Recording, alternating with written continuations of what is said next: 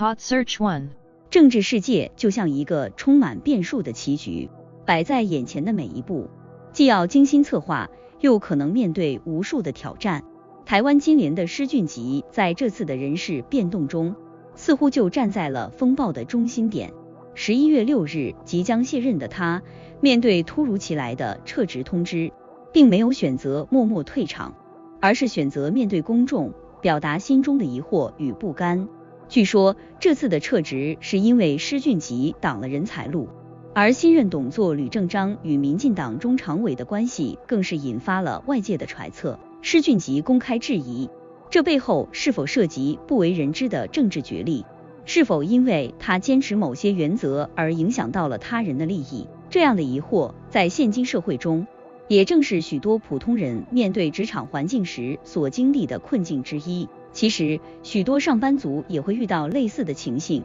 在工作中因为坚持原则而影响了他人的利益，有时候会面临看不见的压力，甚至不公的对待。施俊吉的选择虽然看似孤立无援，但他透过公开表达，试图唤起公众的关注，也为自己找寻一份公正。这不仅是一个人的故事，也是对每个在现实中努力奋斗的人的一种呼唤。面对不公，我们可以选择默默承受，但也可以勇敢表达自己的声音。在这段风波中，我们看到的不仅仅是施俊吉的个人挑战，更是一种在政治环境中坚持原则的态度。他的选择也提醒了我们，人生中会遇到各种风浪，当逆境来临，唯有坚持自己的信念，才能无悔地面对自己。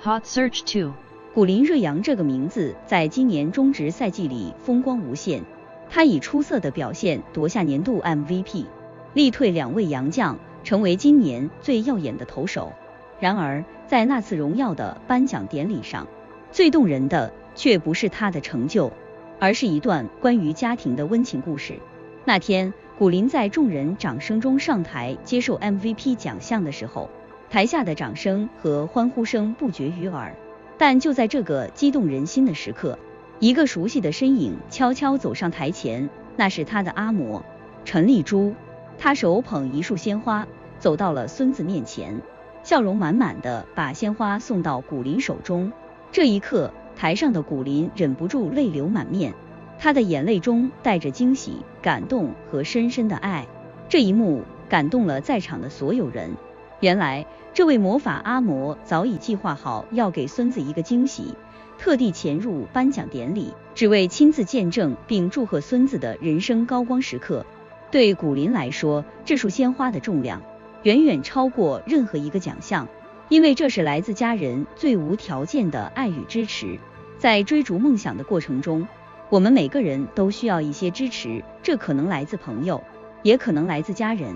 对于古林而言，阿嬷的爱就是他最坚强的后盾。在他面对比赛压力和挑战的时候，是这份深厚的家人情谊给了他无穷的力量。陈丽珠阿嬷的出现，不仅是对古林努力的肯定，也是对家庭的歌颂。那种不求回报的付出，那种无论何时都会在你身边的爱。Hot Search 3。在华丽的婚礼舞台上，一名主持人是爱情故事的引导者，他的笑容、风趣以及得体的谈吐，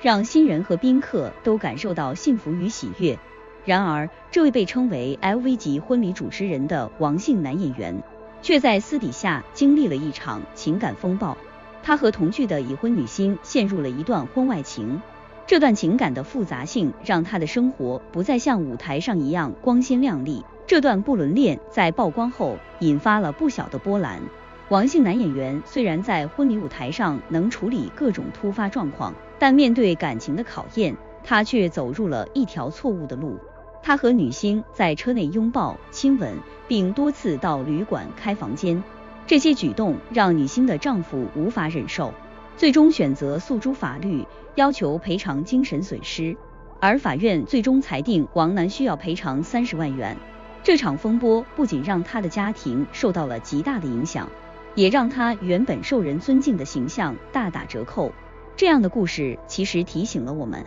无论在外面获得了多大的成就与掌声，内心的诚实与对家人的承诺才是最重要的。我们都渴望在自己的舞台上大放异彩，但最终陪伴我们走过人生低谷的，是那些在我们身边默默支持的家人。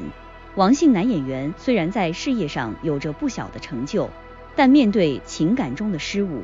他也不得不重新审视自己的人生选择。在这段风波后，他开始明白，婚姻与家庭的价值远远超过事业上的荣耀，家庭的爱是最纯粹的，也是最难得的。我们每个人都可能在生活中犯错，但重要的是，我们能否从错误中学习，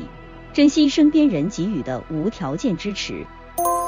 Hot Search 4. 屏东的农田最近有了一场特殊的战役，这场战役的对手是一群繁殖力极强的绿鬣蜥，它们从外地引入，没有天敌，繁殖迅速，数量越来越多，甚至开始侵入农田，吃掉农作物，让当地的农民感到非常困扰。这些绿鬣蜥不仅数量庞大，而且行动敏捷，对农民的生活造成了不少困扰。在屏东万丹乡，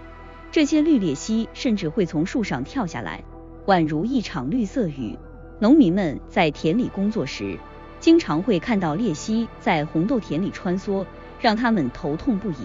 为了应对这个问题，当地的农民和志工们自发组织起来，展开了一场持久的防治行动。他们每到夜晚便拿着手电筒一起走进田间地头，灯光一照，树上的绿鬣蜥就如雨点般落下来。志工们迅速上前捕捉，把它们装进袋子里，一个晚上下来便能捕捉到数百只。其中一位80多岁的阿嬷成为这场战役中的感人身影。他不畏炎热，蹲在红豆田边，拿着工具驱赶鬣蜥。当有人问他为什么这么辛苦还坚持做时，阿嬷只是笑着说：“这是我的田，我不守，谁来守呢？”他的话虽然简单，但却充满了对土地的热爱与责任感。除了农民，当地的志工们也没有缺席，